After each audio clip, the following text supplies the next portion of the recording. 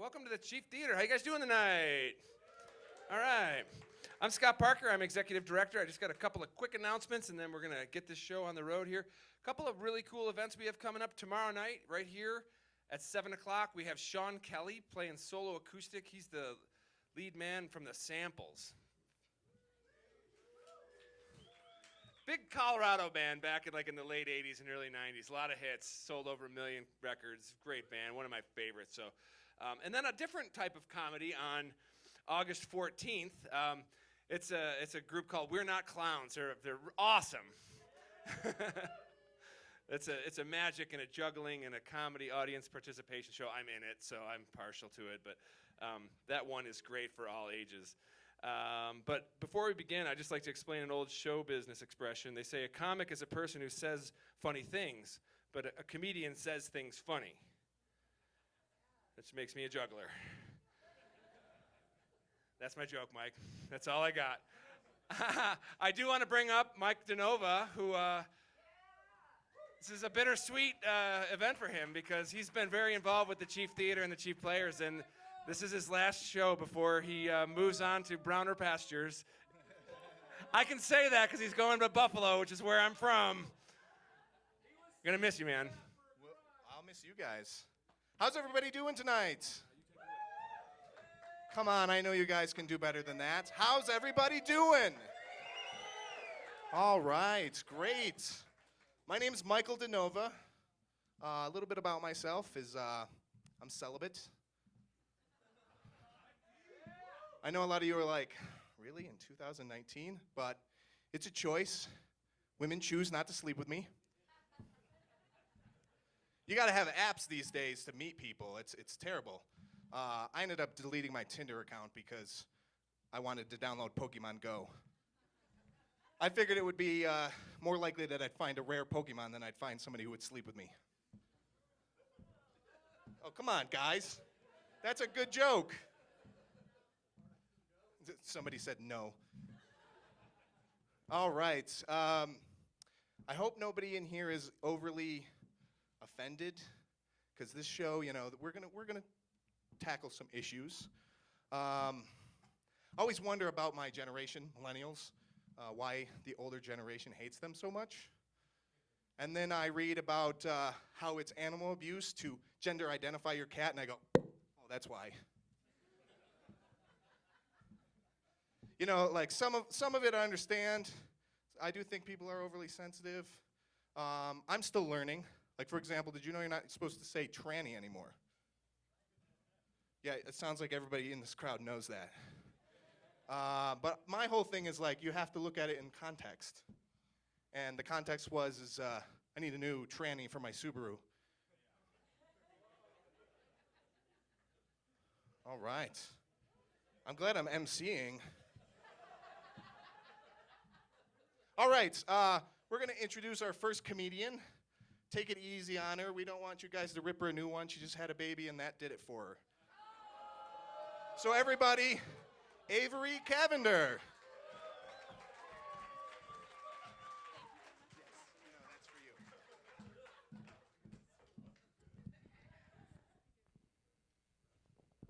Is it considered a new one since I got a C-section?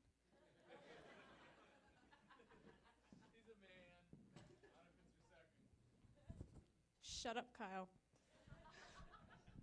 So he just gave you my intro. I just had my second son 7 weeks ago. Thank you. I didn't write a pause because I wasn't sure how the audience would feel. Since I had my son, I've had one of two things on my mind. The first thing is circumcision. I don't know if you guys know, but it's up for debate now, especially since my husband's main reason is that he'd like their penises to match.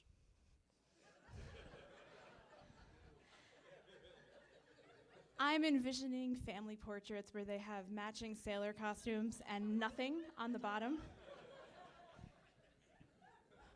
Or maybe there's that family reunion where you've got grandpa, uncles, nephews, and they're all just whipping their dicks out, playing Go Fish, looking for a pair. I don't know. I mean, they did that in my family, but my family's fucking weird. His second reasoning was, what if when our son grows up, he decides to become Jewish, like my husband's side of the family? It's weird he didn't lead with that one, right? I don't know at what point in becoming Jewish as an adult the rabbi has a penis inspection. It's not like we're Catholic.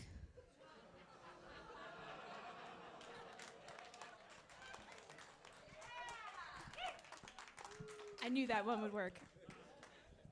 I mean, I know my mother-in-law is saying, like, let's have this beautiful traditional ceremony where we welcome your son into the Jewish faith the right way. What I hear is, let me cut that dick. So the second thing on my mind since the birth of my son is my breasts, because I am breastfeeding 24/7 every day. This is the first time I haven't had a baby stuck to my tits. That wasn't a joke. Thank you. I wish that I was one of those strong, empowered women and I could be like, I've never felt sexier than with my new body, you know? But when I wear a low-cut shirt, all I see is an a la carte menu. Sir, would you like a taste of the left tonight? Perhaps the right reserve? This does not bother my husband at all whatsoever. All he wants to do is come on my titties.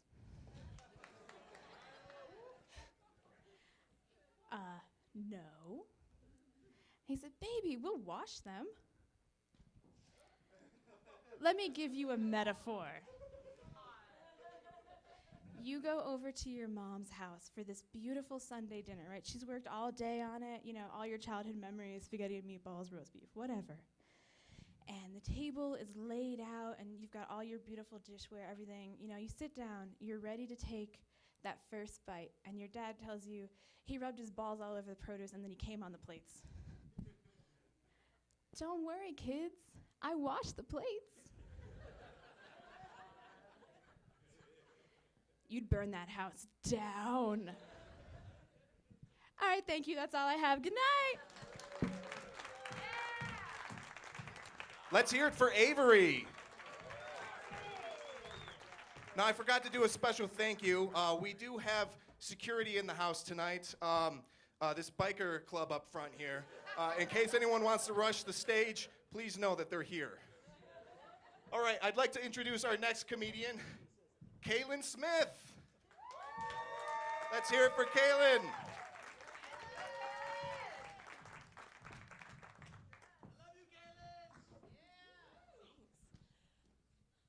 So like a lot of you guys, when I first came to Steamboat, I worked for the resort. And we had an orientation on my first day. And what I learned that day in sitting down among this large room and having all of these people come up and give speeches is that, number one, I was gonna get the Yampa Valley curse, and I'd never wanna leave this valley. And number two, that Routt County had the highest rate of suicide in Colorado. And my first thought was, that's a really fucked up way to hire somebody. And my second thought was, is that why we don't have any buildings over 3 stories tall? But the thing is, I guess that the curse is real because town is extremely busy all the time. I did actually stab a Triple Crown mom just to get a parking spot here. It was pretty brutal. I left her there in a pool of her own blood and skinny girl margarita mix. Walked away. I mean, it is a little extreme, I know, to do that. But the thing is, white women really love murder. It's true. Murder podcasts, murder documentaries, murder TV shows, all of these genres are completely supported by white ladies, which I find a bit terrifying because at the end of the day, most of the ladies I know more about murder than the average Steamboat police officer. So they would definitely get away with it. They'll never find your body until they do an NBC special. At the end of the day, I think that what I'm really up here to talk about is just that I support the anti-vax movement. Oh, nobody? No. I'm kidding. It's a comedy show. So I support the anti-vax movement because I support another plague. I think that we have too many people.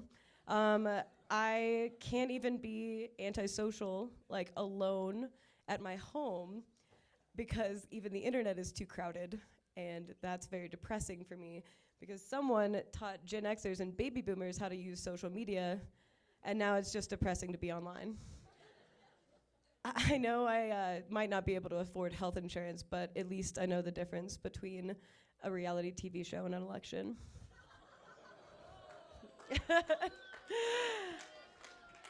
I know. Trump is exhausting. I'll keep it really brief, but I have a couple things to say. First off, this whole shit with Area 51, I don't know if you guys have seen this, but people want to storm Area 51.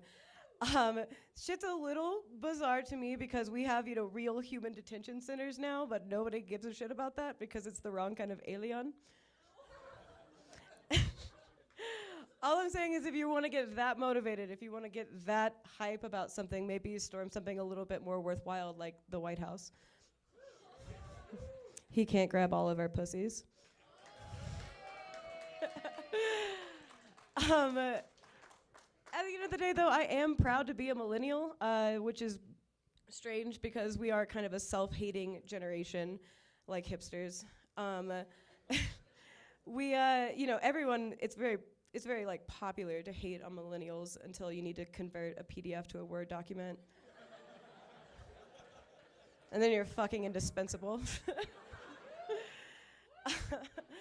There's a lot of anxiety around my generation, and I think that's like a pretty common trend you see, and mostly because we have a lot of unanswered questions that we have to deal with, like, are we still gonna have clean drinking water in 20 years, or who really did let the dogs out? Who? I still don't know. I do sit up at night and kind of just, I'm plagued by questions like, what happens to Pokemon when they go inside of a Pokeball? I've never figured that one out. Some of our questions are a little meditative, though, which I appreciate, kind of like, if you take a hike and don't post a selfie on Instagram, did it really happen? It's like an ancient Zen Conan. It's great. The last thing I have to say, just as, one millennial, and this might be a controversial idea for Steamboat, but supping isn't a sport, all right? It's not. Supping, if you guys don't know, is stand-up paddleboarding, all right? Supping's not a sport, and just hold on to your britches while I do my math here. Standing isn't a sport. And if standing was a sport, then stand-up comedy would be a sport. We just don't abbreviate it because it would be sucking.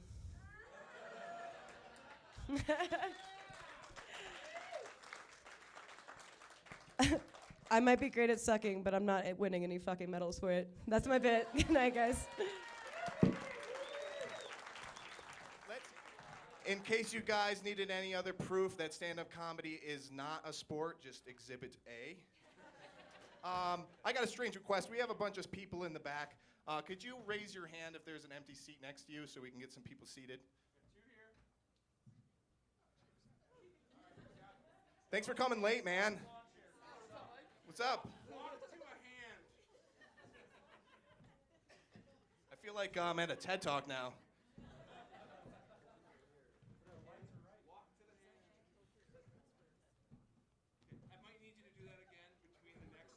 Oh, good, because I think this is really killing. I think they're really enjoying this part. All right, let's get our next comedian up here. He is his name's Dom Marzocca. We'll figure out who he is when he gets up here. Let's hear it for Dom.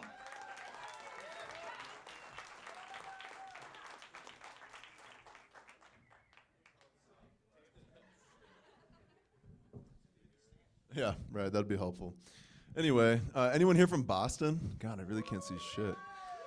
All right, cool. You guys are going to relate to this. So, Dad, he's from Boston, and he would always take the family to the North End. You guys know where the North End is? Yeah, you know where the North End is. And it's like a little Italian district. I mean, I guess that's like the best way I could describe it. And, you know, he would take us there, and on the way there, we would always encounter homeless people. And I don't know what it is about my dad, but homeless people just had a sense for him like he was a Gentile, you know? And you guys aren't getting that because most of you are millennials or agnostic or atheists. A Gentile is somebody who's non-Jew. And I think it was carried in his face. He's very full of shame, you know? Like he just really hated himself, like he's done something really wrong, like maybe have 3 children. And we're circumcised. And so, you know, he would never give them money, you know?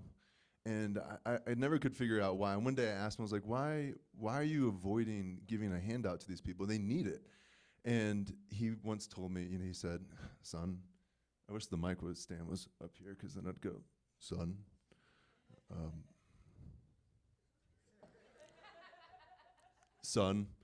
you see, the reason I don't give homeless people money is the same reason I don't give you, your siblings, or your mother any money. You will spend it on drugs. Like, okay. I don't know what drugs are yet, but okay. And so we one evening after dinner, we went to this pastry shop that he went to when he was growing up, and it was a big deal to him. And the girls got gelato, which is just a fancy fucking term for ice cream. And he insisted that my brother and I eat these very particular pastries. They were, I don't know what it was about it, but I guess it was like a bonding experience. Like if we didn't eat these, then we didn't go through a rite of passage or some shit. And so he would give us these pastries, and they were long, like 6-inch tubes, skin colored, hard. And there was like some cream that kind of came out, like a white cream that came out the tip of it. And they're like 3 inches thick, you know what I mean? So you know, he handed it to us, and he's like, "Now you're a man." Okay. Gee, thanks, Dad. It's a manhood, right? All right. My brother, though, being distinctly heterosexual, decided, I don't know if I want this. You know, something's perturbing about it. I don't know what it is exactly. It just kind of has like a weird thing to it. I don't know. And so he wanted to throw it away. And so, you know, I, being distinctly my father's son, pulled that 6-inch pastry penis out of my mouth and was like, don't throw it away. Remember Dad said, you know, we can't give homeless people money, but we can give them food. And he was like, okay, fucking suck up, whatever. We'll give the pastry to a homeless person. And my dad, hearing this, he was like, what are you, fucking nuts? You can't just give that away. That's a precious treat, you know. You can't just give that pastry away to somebody. Like that's holy, you know. Like there's a hole in it with cream, yes, but it's not exactly holy, you know. And I didn't feel holy eating it. I definitely felt what he felt, shame. So, you know, it's and so like, Dad, you know, you say we can't give them money, but we can give them food, and now we're trying to give these guys food, and you're saying we can't give him this food. What's the fucking hiccup? And he goes, well, son, here's the thing. Yes, I said we can't give them money. You can give them food, but not this food, because I spent my money on it. All right. Anyway, that's it from you guys. Thanks. Let's hear it for Dom. All right, our next comedian, he made his debut on New Year's. He talked about him and his wife's child's conception, and it involved a cum soak.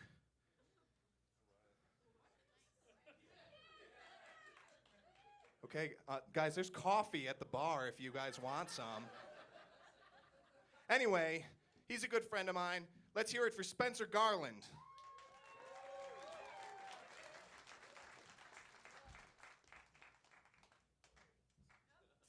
I got my own mic.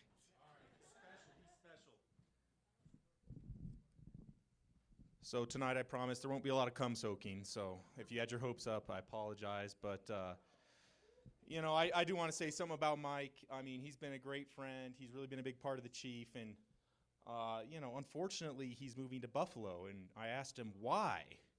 And he said, because there's too much snow in Steamboat. I wasn't sure what he was hiding from us all. But, Mike, we do wish you well. And thank you for emceeing and bringing comedy back to Steamboat. So, you know, tonight I'm going to move on from the conception of my son and talk more about some daddy issues that we're dealing with, raising a kid, things that can come about. And really, we know what that means, like taking care of the wife. I mean, if you don't have that settled, you're in trouble. So I'm going to talk about a few things. So with the kid, all of a sudden you realize there's a lot more holidays to celebrate. I mean, my God, this kid's had twice as many birthdays as he is old. And, you know, that brings a lot of thoughts going. I had my first Father's Day. My wife just had her first Mother's Day. Well, first real Mother's Day, but fast forward a year, or rewind a year before that, we're walking. She's in her third trimester. We're kind of doing a scuttle pregnancy walk around the neighborhood. It can get rough at the end there. And so she was just freaking pissed off at me. And I mean, I'd had this app called Clue giving me notifications about her emotions to try to be on top of things.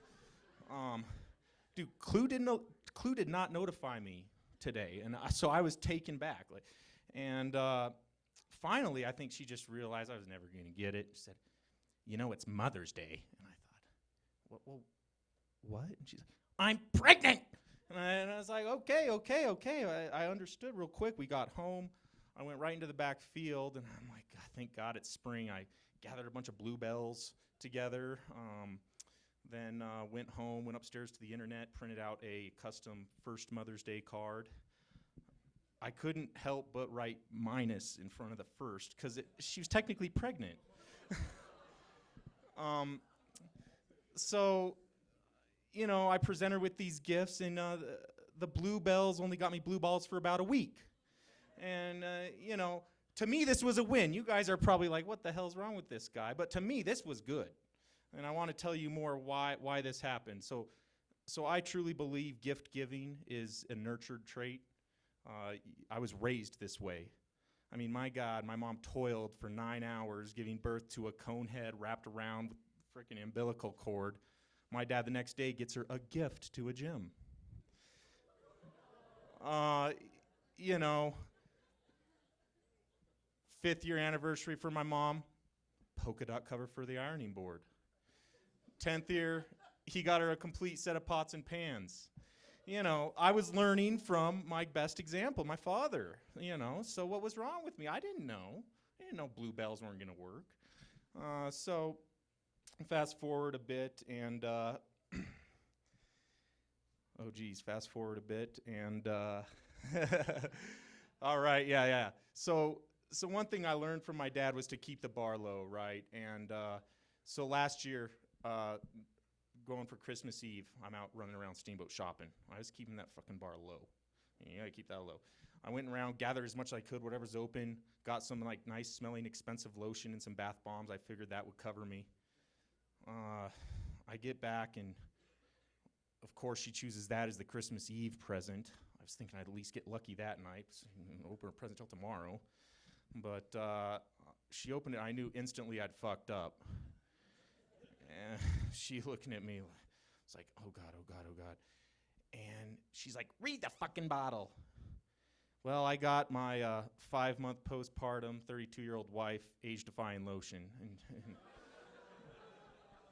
she didn't much care for it, you know. Bring on the blue balls, all New Year's long. All right.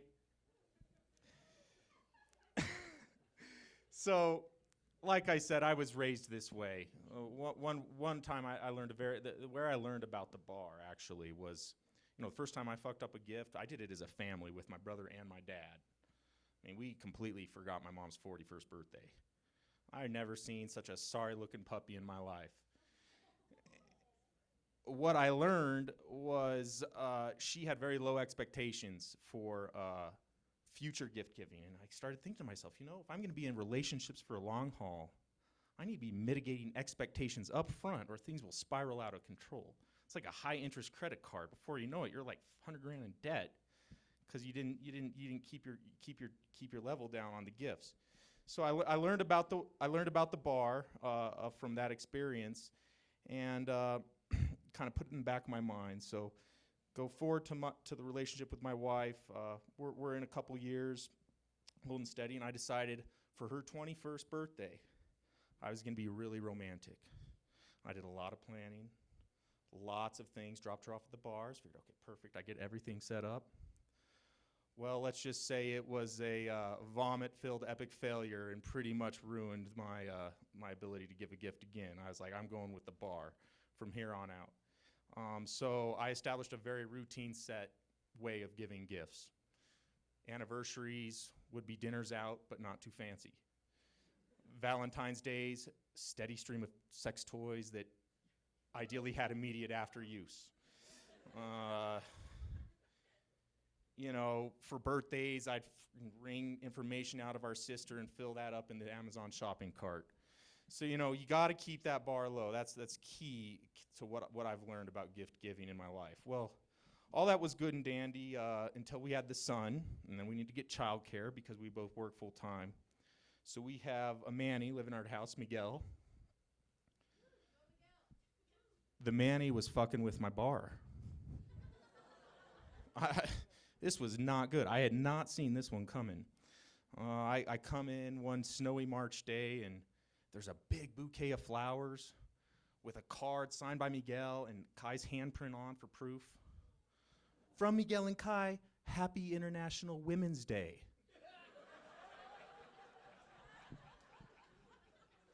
Just so you know, it's on March 8th. You know, I looked at that basket and no daddy on the card, even though daddy's credit card bought the whole fucking thing. It was rough. It was rough to me. I'm like, man, I really got to start figuring this out. But anyway, we move on. Raising the kid, thinking about more gifts. It's a constant thought. I'm already thinking about Christmas, but I won't do anything till New Year's Eve again. It's just, so yeah, childproof and busy. You know, I knew it was time to childproof when Kai nicely pruned my favorite house plant, leaves all over the floor. I decided, okay, so we got, you know, gates at all the stairs. The plants are all moved up on shelves. It's kind of looking crowded up top, kind of barren below. It's kind of a unique thing if you wear bipolar glasses, depending on what kind of mood you like in your house. So anyway, I was getting all the drawers locked, cabinets locked, and feeling pretty good about myself till one Sunday. Kai comes strolling out of the bedroom, crawling with a pair of furry red handcuffs in one hand and a vibrator on a pulse mode against the wood floor in the other. I'd forgotten about the sex toy drawer that had filled up over those Valentine's holidays. I was just glad I chickened out last year and didn't get her anal beads. Otherwise, it would have been like Mardi Gras in the place. All right, that's all I have. Thank you. Let's hear it for Spencer.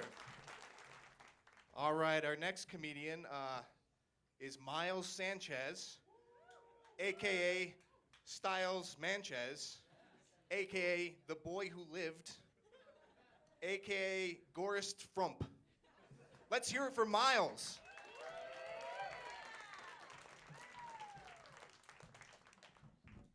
Whoa. This is a real stage, guys. Like the realest stage I've probably ever been on. And look at all this like room. You got like so much room to do activities and stuff up here. Like I can walk all the way over here to this line, I think, and still be in the light. But yeah, if you guys catch me pacing, I'm not nervous. I'm just a predator hunting for the joke. You know, just back and forth like it's Shark Week. Anyways, guys, it's good to be here at the Chief. My first time here at the Chief was yesterday. I saw the Super Fun Time show last night. Shout out to those guys. Really opened my eyes up to this whole thing, I guess. We can call it a thing, I guess, right? You know, because I just started doing comedy last year, so I'm now, like, getting into it. I'm staying on these stages. talking to random people, doing my thing, and I'm getting into the arts, as you say it, because I'm seeing a lot of shit that I don't usually watch on my own, like interpretive dance and poems, and those are all cool and everything. It's just I'm not sure I'm ready for the arts. Not sure, but I'm being very humble about it, being very open-minded. But last night, I'm sitting right over there, and I'm actually enjoying myself because we had this really, really beautiful belly dancer get up here, guys. And it was dope. It was the closest thing Steamboat had to a strip club. It was great. It was great. It was amazing, and I'm enjoying myself. But then I look in that corner over there, and there's literally a guy dressed as a penis. Literally dressed as a penis, sitting right over there, and I can't enjoy watching the belly dancing because I'm just watching this guy's balls flap everywhere. And I'm like, the goddamn arts, ruining my strip club. Damn. But it was also, one thing that also opened my eyes really much about the Chief was they have so much sponsorship, like so much, and I don't have any. I mean, I got 2 recently. I'm now sponsored by 2 places. It's great. And this is my plug right now because I now have to, do my endorsements. So if you guys, real quick.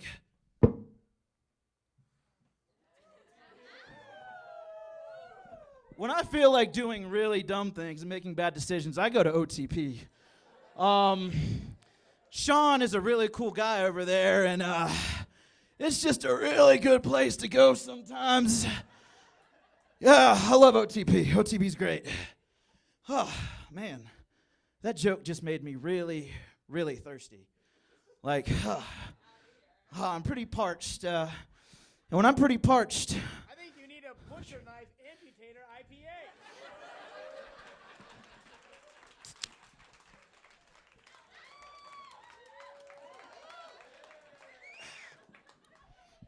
Butcher Knife Amputator IPA. Official beer sponsor of Steamboat Comedy. Yeah. Now my arms all exposed. You see my chiseled dad bod. Hang on. Yeah. I know you guys think, God, he looks just like Aquaman, dude. He's probably just smashing puss all the time. But the truth is, I don't juggle bitches. I have to juggle jobs. I work in food and beverage. Any food and beverage people here? I said, are there any food and beverage people here? Not medical office assistants. What the fuck are y'all doing? Yeah, so I work in F&B, and I'm a chef, but that's just in Steamboat a $10 word for a line cook. So I cook, not meth, but food. And so I have my day job, which is like my bottom bitch, like my main girlfriend. You have a chef to report to. You do things the right way. Like, you have open menu counts. You actually wash your hands before you do something. You do things the right way. And then, sometimes you're feeling a little neglected by your bottom bitch, and you're walking down the street, and you see a now hiring sign. And you're like, ooh, what is that? Is that a night job? You mean I don't have to wash dishes? You mean, like, I don't actually have to do anything?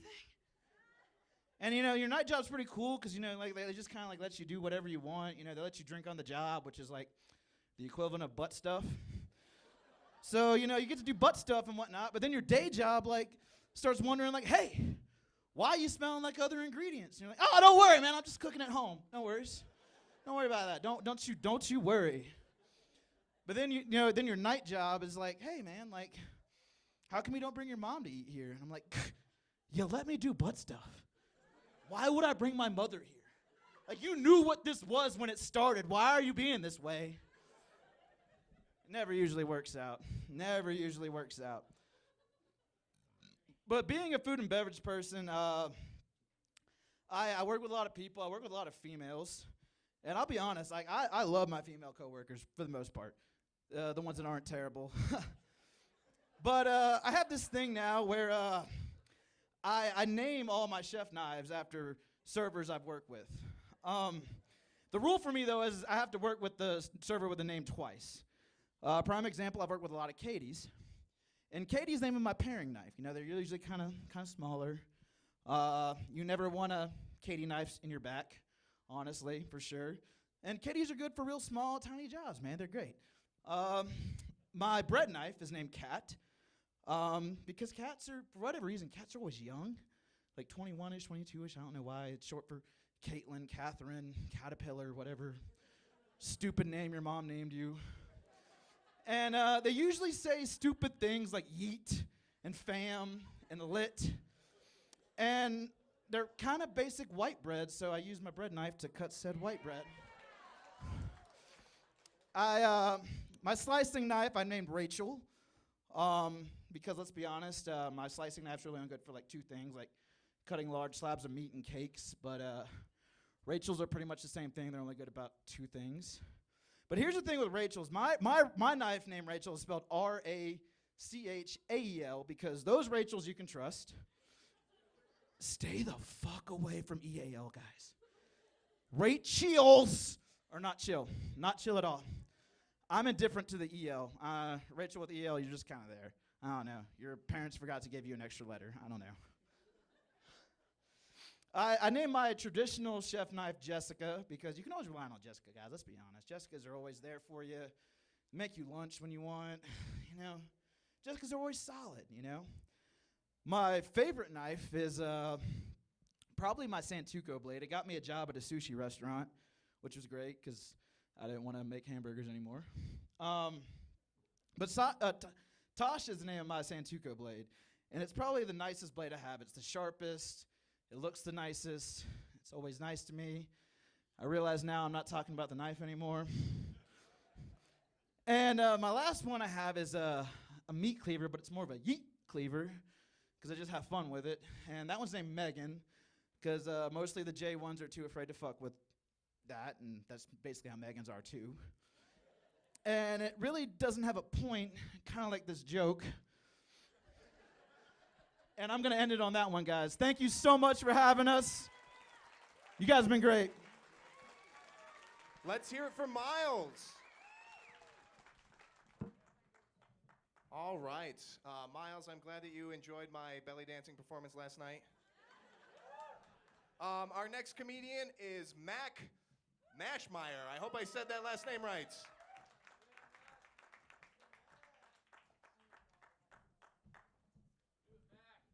give it up for Mike. There's a lot of consonants in that last name.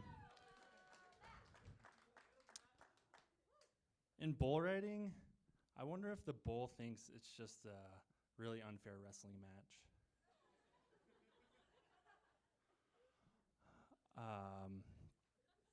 I saw someone driving a Prius the other day while smoking, and it just made me question their logic altogether.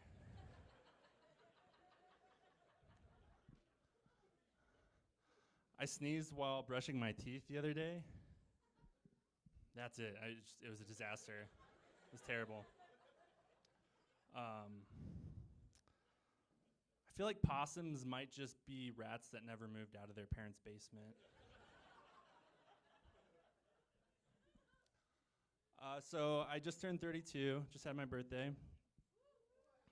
Thank you. It was actually 3 months ago, but a coworker found out it was my birthday, and they were really upset. They're like, "Oh, I missed it." I was like, a little hurt. I was like, I'm planning on having another one. No, but I really hate possums. They're terrible. In high school, I remember 2 possums got into our garage, and I remember going to the door, and my mom and my brother were at the door, and my brother turned around, and he's like, "Mack, it's bad." I'm like, "What?" "Possums." And he was all freaked out. My mom was freaked out, and I was like, "There aren't possums." And when you're 17 and like have no regard for anything scary, you just walk into the garage like, "There's no possums." And I just walk in there, and on the shelf, or this wreath thing, there's a possum just sitting there. And until you're face to face with the possum, you never really realize how ugly they are. And if that wasn't enough to scare me, it hissed at me. And you know the whole fight or flight thing?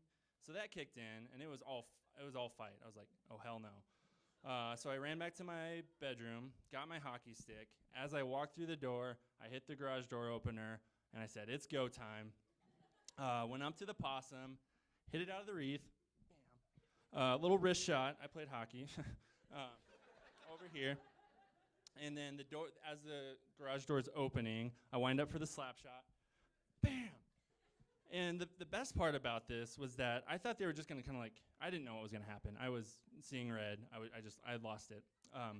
But not only did they fly out of the garage, but splayed out, they spun around like this. And my brother said, "There's another one." And I was like, "Where?" And it's in the shelf. Same thing. Bam! And spun around the same way. And I saw them out there lifeless, motionless in the driveway. And I paid attention in zoology class. And I said, "Nope, we're not done yet." So I got the pellet gun and execution style. I felt kind of bad after that, but they hissed at me. That's what you get.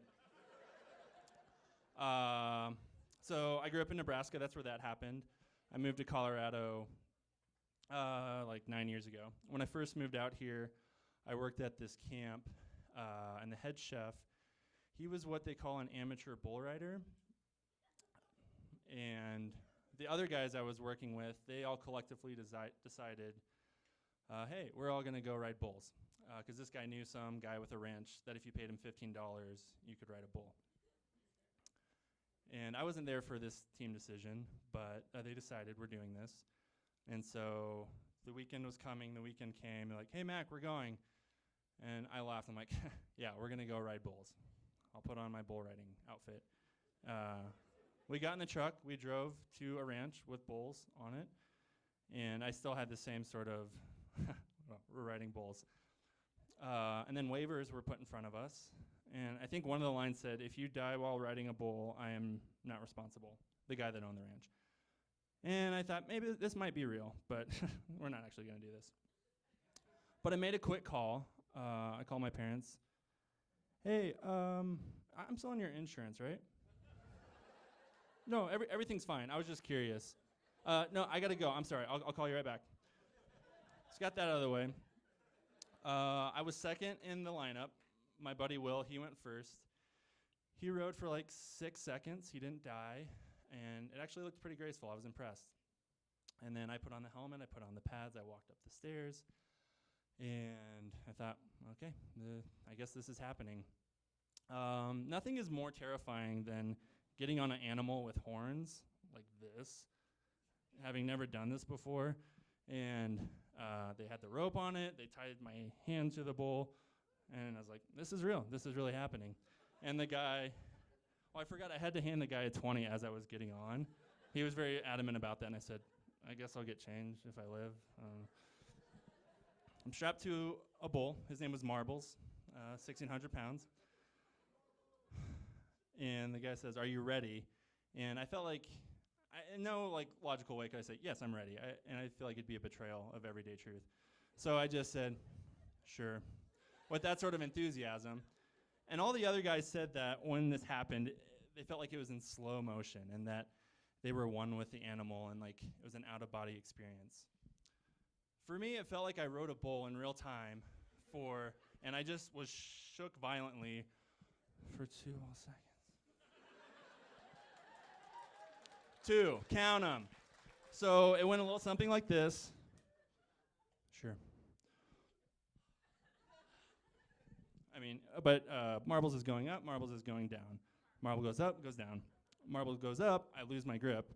I'm in the air like this, flailing, thinking, this is bad. This is really bad. Not just here, but like this high. So I'm falling to earth, flailing. Luckily, my lower back broke my fall. And I wish it could have ended there, and I wish that was it. But then I remembered, I was just on an animal that doesn't like me, that we're still in the same vicinity. So I jumped up. Where's the bull? He was far away. The amateur rodeo clown, also a real title, was doing a really good job that day. And then the pain set in, and the concussion, and the ringing in my ears. And I remember once I got far enough away, I looked at Marbles in the eye. I think I was. I couldn't really see. There's like 3 of them. And I thought, yeah, this wasn't a fair matchup. Thanks, everyone. All right, thanks for staying, guys. Are you guys enjoying it so far? All right. We did lose a few people, so I unfortunately wasn't able to tell them to fuck off, but they did it anyway. Oh, thanks, Scott. Scott took care of it. All right, so let's kick off the next half with a very funny guy, Drew McElhany.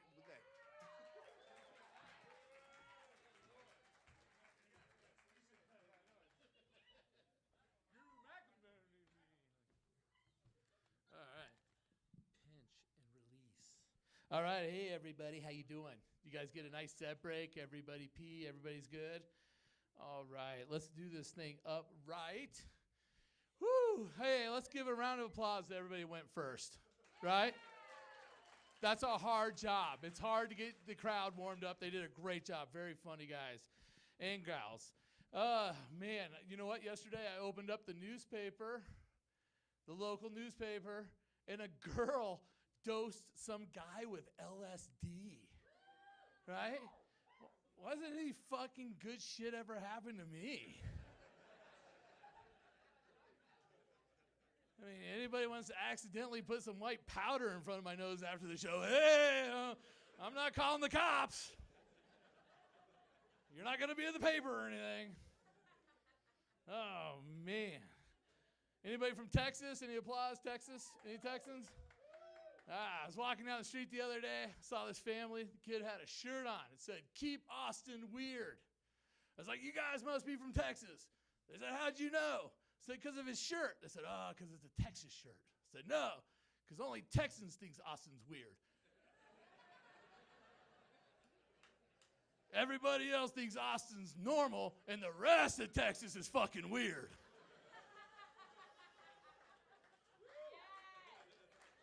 Right? Yeah. Ted fucking Cruz. All right.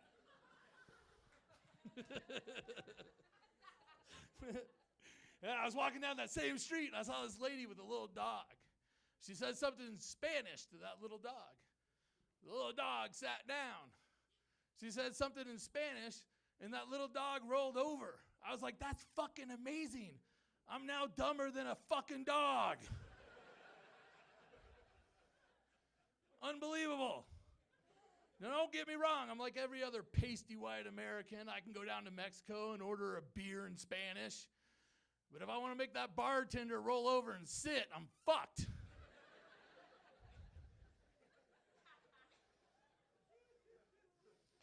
I went to fucking pedicabs, man.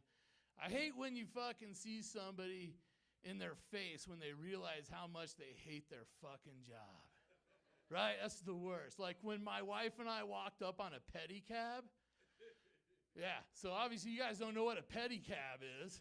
For those of you who don't know what a pedicab is, that's the guy that rides a bicycle taxi in downtown Denver, right? My wife and I were walking to this guy. I could literally see a bead of sweat building on his forehead. I got to him and I said, "Listen, this is where we're going. How much is it going to cost?" Before he gives me any answer, he says, "That's all uphill." Right? Right? Then he says, I said, no, how much is it going to cost? He gives me this astronomical number. I did not know they charge by the pound. But my wife and I are like, nah, we're going to do this. We're going to do this. So we get in, to his dismay, and we get in. This guy is doing 64 fucking rotations for every 6 inches that we move forward. People are walking past us. Yeah, they are. No, seriously, they are. They are walking past us. We get to the first stoplight, he's fucking dry heaving. That poor fucking bastard, he never did that job again. Oh, man. I'm not into trends. I'm not. And I know what you're thinking. You're like, whatever, Drew. How can you say you're not into trends when you have one of the biggest trends in America staring us in the face? That's right, obesity. That's right. But I have tried to deal with my obesity, I promise you. I have tried. I have tried all sorts of diets. I tried the South Beach diet. Yeah, that was way too much cock for me. That's right. Yep. But I can see how it works. It's hard to put a hamburger in your mouth when it's full of Cuban penises. No, but seriously, you guys are looking at my beard. That is the trend you guys are thinking I was going to say, right? You take my beard and my weight, I'm an overall away from being at a Trump rally. That's right. Oh, man.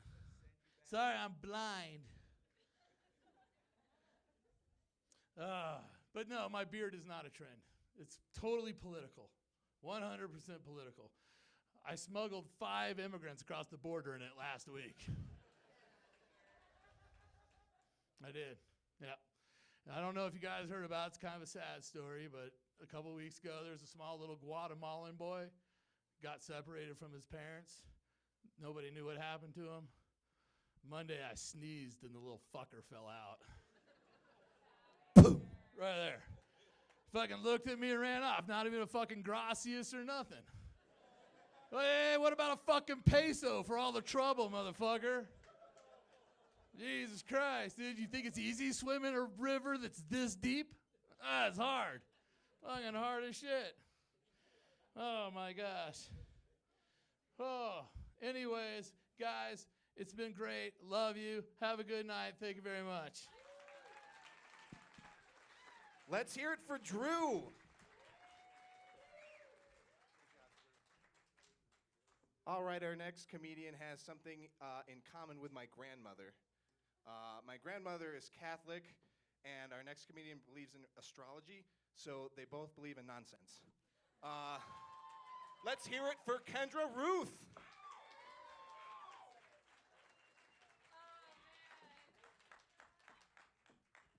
Fucking got me on that one, Mike. Don't mind me. I'm just enjoying a butcher knife amputator here.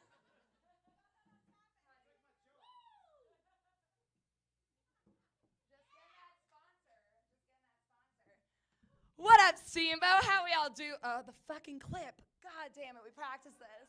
What up, Steamboat? How we all doing tonight? Yeah. Oh, Steamboat. What a beautiful fucking place. We got mountains. We got rivers. We got great food, great entertainment, and so many men. Many men. Many, many, many, many. You think that, like, dating would be easy here, especially, like, when you are easy. I just expected to, like, get here and just get outside and stand out there and be like, if all the men here were worth my time and not queer, oh, what a date that would be. Standing outside with my mouth open wide. Yeah. Let that happen. Yeah, but a lot of us women are having a hard time out here, and they're just like, there's plenty of fish in the sea. Just go pick one. Do you understand our geographical location right now? We're in fucking Colorado. We're landlocked. There's no fucking sea here. All I have is the fucking ponds. And half of that is filled with, like, half-dead fish. We got some socks, some minnows, and, where was I going with this? Some minnows. Oh, yeah.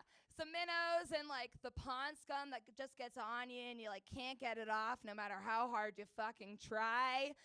Fuck, man. This is real shit. I'm a little nervous up here. It's kind of like, Yes, and half the fucking pond scum. Why am I forgetting this? This is my favorite part. Half the pond scum that are fish are fans of the band Fish. And, I heard some yelling, like, yay. I was like, we're just having a nice summer night earlier this season. Just a couple friends by the fire, by the rivers, hanging out, and a couple fucking chads come by. And they're all talking about their grand summer plans of streaming the Headiest Fish live couch tour. And if you guys don't know, anyone fish fans here? Exhibit A, not into it. All right. If you guys don't know, like, what a fish couch tour means is, like, basically a bunch of Trustafarian douche canoes get together. They get an 8-ball, couple tanks. Yes, I know it sounds fun so far. But then you enter, like, the greatest hell on earth, and you sit in the same fucking clothes for 4 days straight, watching fish on a TV. It's the worst. This is the sea that I'm fishing in, everyone. No luck here. No luck here. Not reeling them in. I see a couple new faces in the crowd. I really actually can't see any of you. This is just part of my set. It's great. A couple new faces in the crowd, and I just thought I'd introduce myself. I'm Kendra. I was kind of building a profile here if anyone wants to buy me a drink after the show. I'm Kendra. I'm 26. I'm a Libra. I also feel like I'm genetically superior sometimes.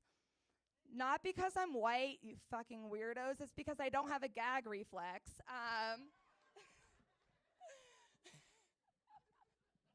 I love that one. I'm also a part-time vegan. Basically what that means is, any vegans in the crowd?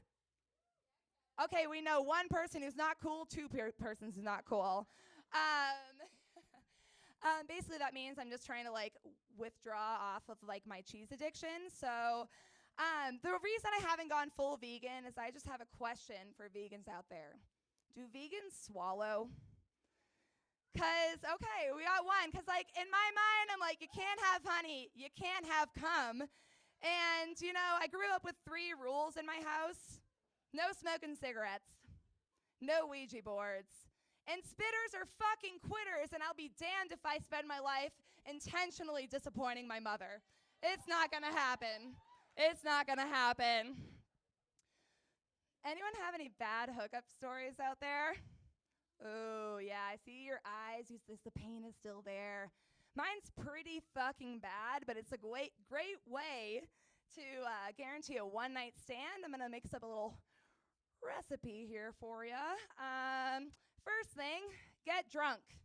Get really fucking drunk that you can't ride your bike home.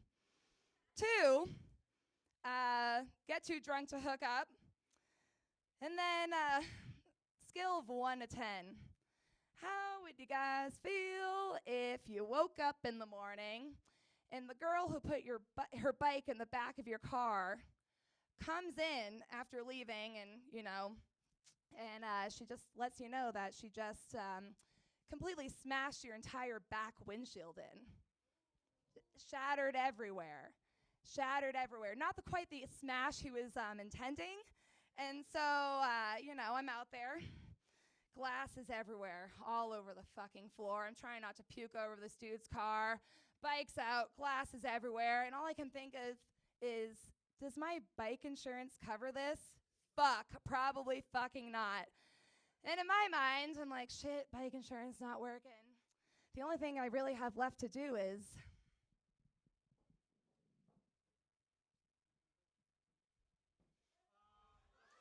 I figured 15 minutes or more can save you 15% or more on car insurance. 15 minutes of whore will save me from buying this dude a new fucking windshield. You ever hear a flow from Progressive? Well, it's blow from Kendra. Thank you, Steamboat. Thank you. Yikes. Let's hear it for Kendra.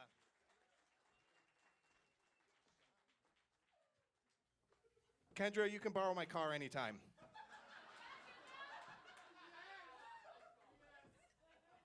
All right, our next comedian's a very funny guy. You want my car joke? Okay, well, we got a request. That's new for me. Sure, I can do a quick story about that. I dated a girl in college. She was, well, let me kind of paint a picture of her. She was pledging for a sorority, and during Rush Week, they told her that she was going to be in mud, so she tied plastic bags around her shoes. Okay, no one else thought that was weird? Okay. She also, after watching the movie The Da Vinci Code, decided that she was a direct descendant of Jesus. I am not making this up. I dated this girl for years. So anyway, I let her borrow my car one time, and I get a call a little while later, and she says, hey, Mike, listen, I totaled your car, and it's over. And, boy, you guys are not very sympathetic towards me. Is it because of the tranny joke earlier? I'm sorry. What? Thanks for helping me, Spencer. Anyway, I'm just going to cut this short, and we're going to announce the other Spencer. Spencer Powell, everybody.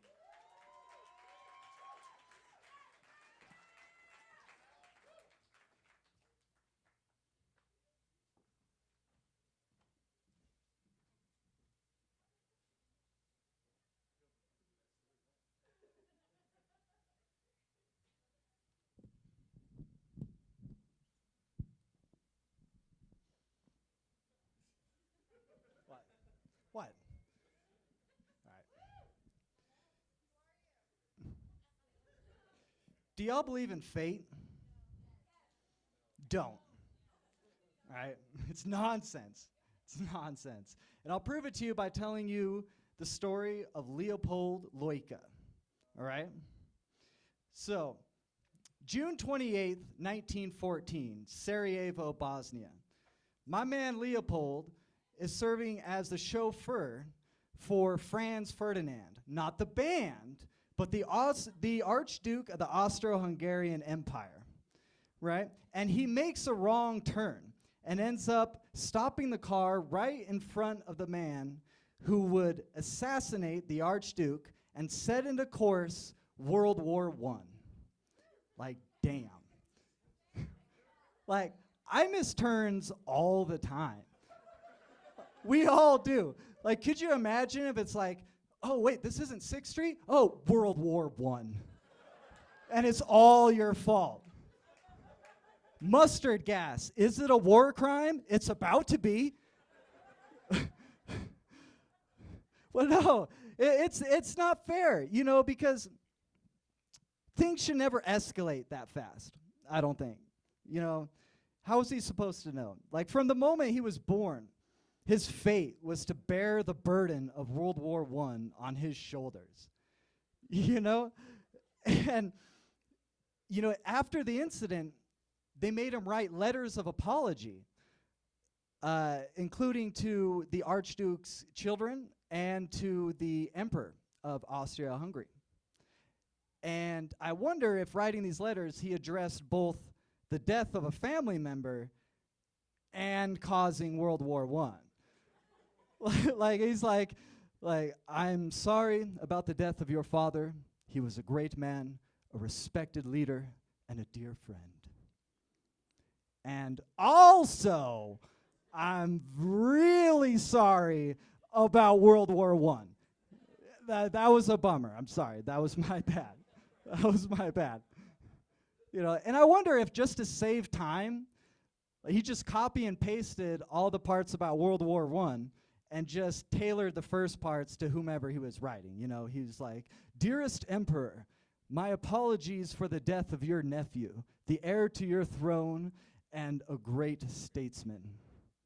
And also, I'm really sorry about World War I." Oh, but it wasn't fair. It wasn't Leopold's fault. It wasn't. Because he was in a succession of cars. So he was just following the two cars that were ahead of him, who also made that same wrong turn. So we all would have done the same thing. Like, if he didn't make that turn, the other drivers would have been like, "Why'd you keep going straight, you dingus? What were you thinking?" We all turned. We all turned. And you just kept going straight. Like, oh. But the real culprit, though, it was miscommunication, because they decided to take a different route, but that information was never made it to any of the drivers. So it's basically their Google Maps was never updated. Partly because cell reception in Bosnia is kind of spotty, and partly because it was 1914 and telephones were still blowing people's minds. But perhaps, though, maybe the blame should fall on the guy who shot the Archduke. He was a 19-year-old kid named Gavrilo Princip. And this kid,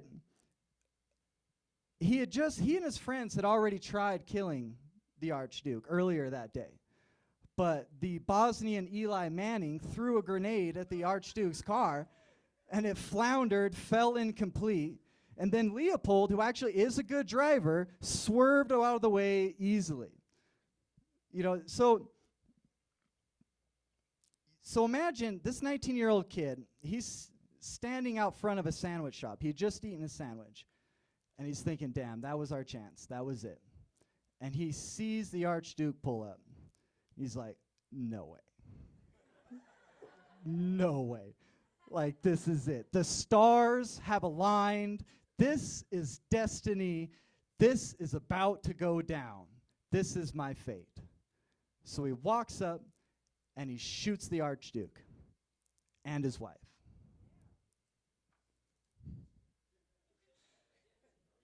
But was it a choice for this kid? When you think about it, because a lot of Bosnians hated the royal family. Because basically, Austro-Hungary basically bought Bosnia from the Ottoman Empire. They were like, hey, did that check clear? Are we good? And they're like, yeah, you're good. Bosnia's all yours. And we're like, all right, that's cool.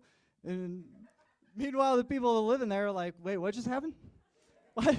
Wait, we're Austrians now? Or Hungarians? Or what? I don't even, are we going to add another hyphen? What the hell's going on? Like, what?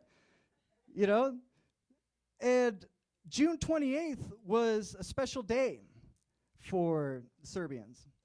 It was a holiday celebrating the assassination of an Ottoman sultan back in the 1300s. Kind of ironic, right?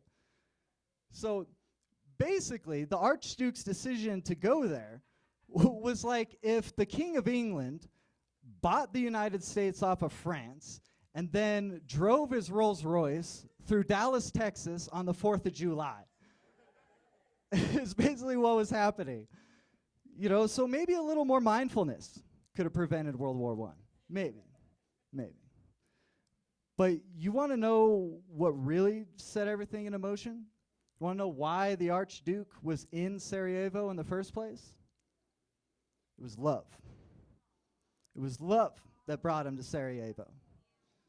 You see, his wife, Sophie, was not of the same dynastic class as the Archduke. And because of that, they weren't allowed to be seen in public unless it pertained to military matters. So the Archduke decided to go to Sarajevo to visit the troops that were garrisoned there. And so,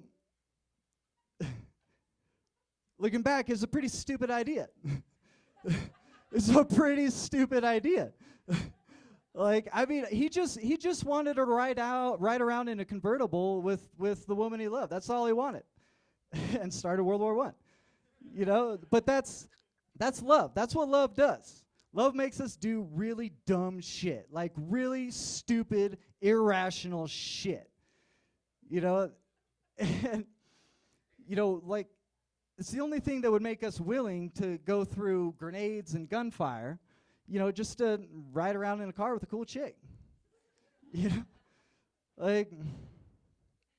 But really, the point is that fate doesn't determine our history. It's love, because love gives us choices. It's in that madness that it creates where free will becomes possible. And that's what determines our history. And even though sometimes those choices get millions of people murdered. I'm sorry, did we forget? Sorry, I was talking about World War I. Did we forget? Yeah, we're talking about World War I. It was horrible. Like World War I was like really gay, guys. It was World War One. World War One was so gay. Like, oh my gosh. And the sequel, World War II, is even gayer. Like, and the shitty thing about that is World War II was basically just a rematch of World War I. So that was also Leopold's fault. That poor guy. Yeah, lucky for him, he died before World War II happened. Yeah, good for him. He died. Because, yeah, it would have been at the time where he was just getting over it. He's like, okay, I've forgiven myself. I've been doing a lot of yoga lately.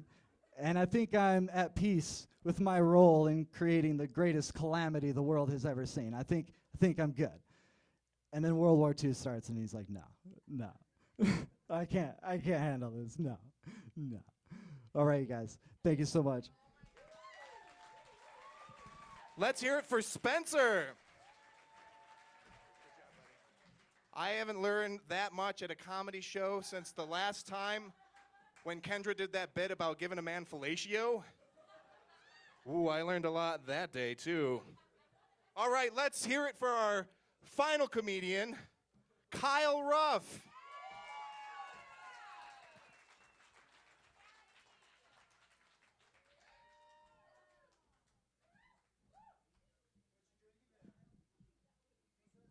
Man, war is gay.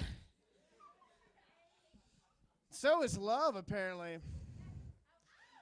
Kind of like my love for delicious amputator IPA.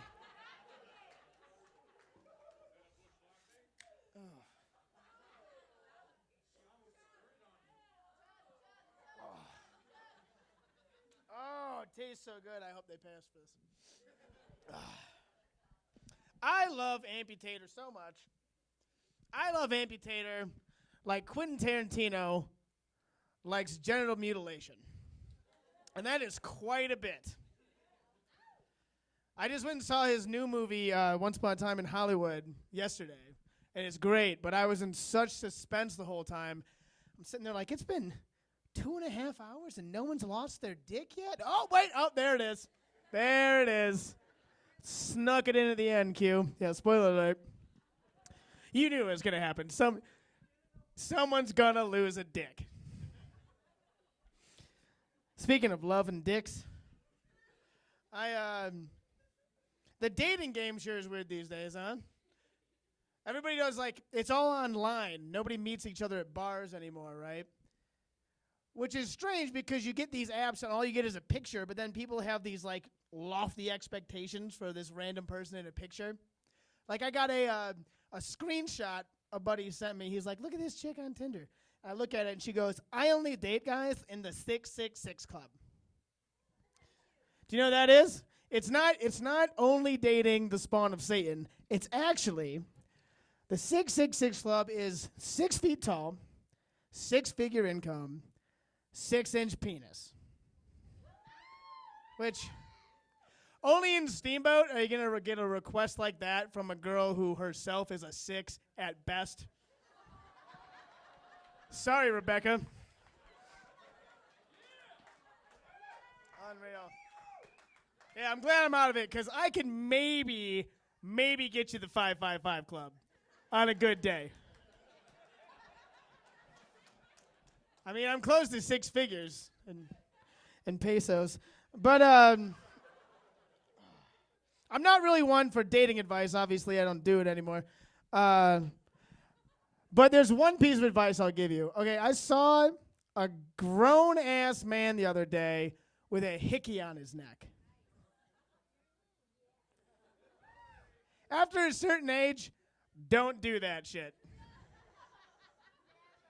Don't suck a neck, suck a dick like an adult. Unreal. Unreal.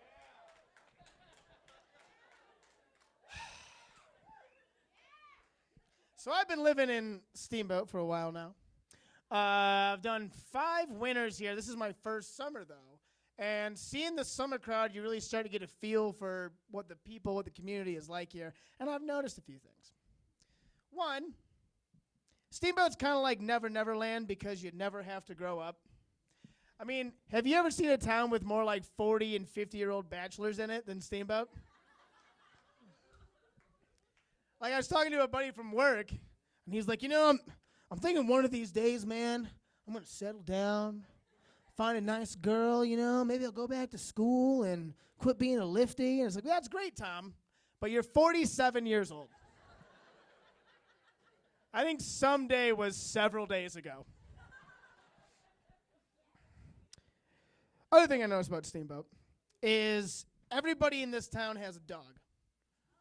Right? Which is fine. I love dogs. Dogs are great. My name is Kyle Ruff. I mean, fucking get real. But the weird thing about everyone's dog here is everyone's dog has a human name. You notice that? These dogs are like Russ and Eddie, like George. And it's like more of a human name than the actual people here have. Like I met a guy the other day who's like, hi, my name's Dakota, and this is my dog, Steve. That's not a human, right? That's a...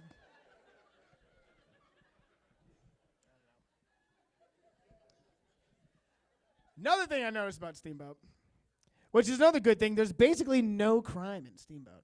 It's great. Isn't it amazing how you legalize weed and everyone stops being a criminal all of a sudden? Right? Yeah, but there's still a shitload of cops all over this town. Seriously. And it's because they're here for DUIs, of course, but they're also here to deal with all the fucking shenanigans you read about in the police blotter.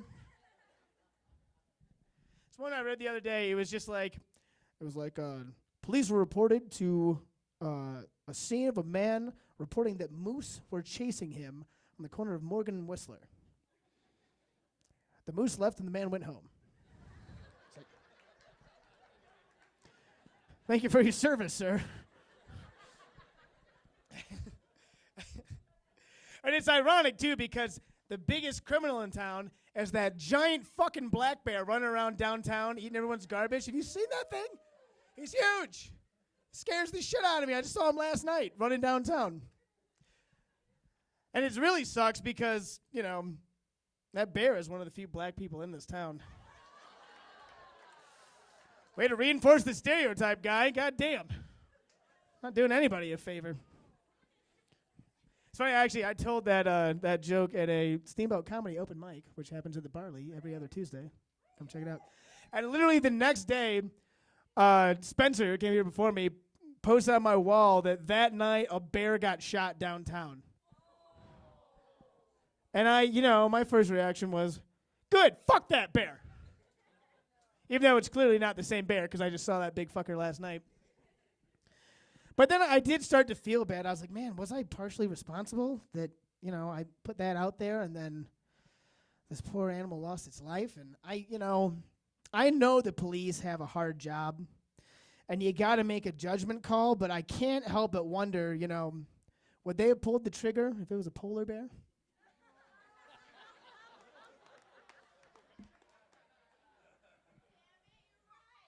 Hashtag Black Bears Matter.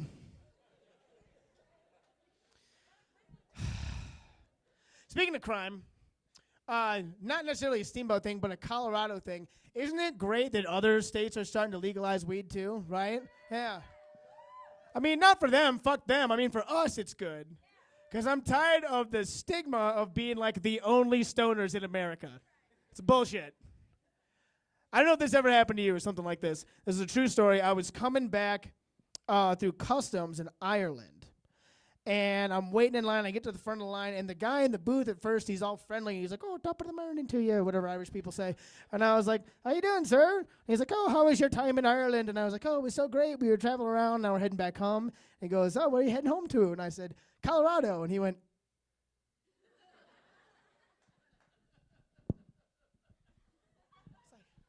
Jesus, calm down, guy.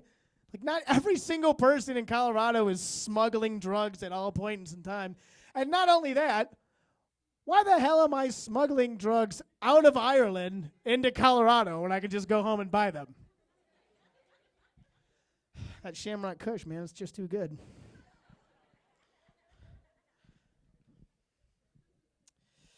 Oh, another thing I noticed about Steamboat is everyone here is so goddamn tall. Shut up! I know who said that. I'm taller than you. But seriously, though, it's fucking annoying. I'm walking around the farmer's market, and there's all these, like, giant middle schoolers walking past me. God damn it. They're all tall and blonde, too. It's like, did I miss the point of American history where the Vikings settled northwest Colorado? Like, open a history book, and it's like, after a lifetime of raping and pillaging, Leif Erikson sailed the mighty Yampa River, where he settled and founded FM Light and Sons.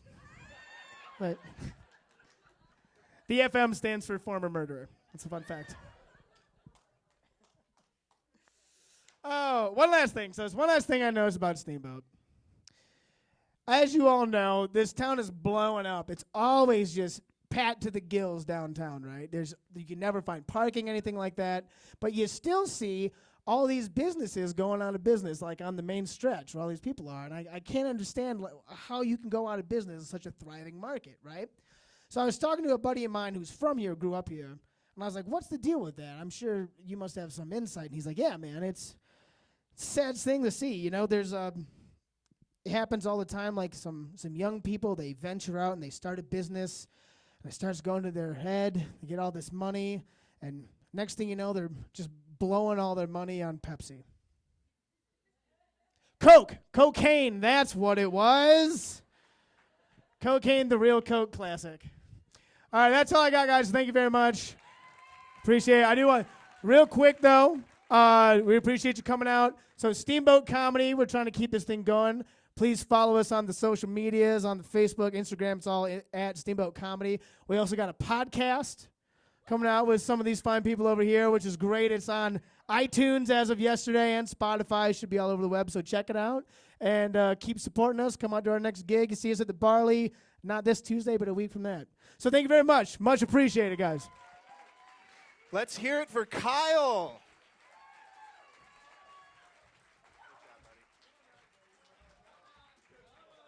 All right, let's hear it for our comedians tonight, guys.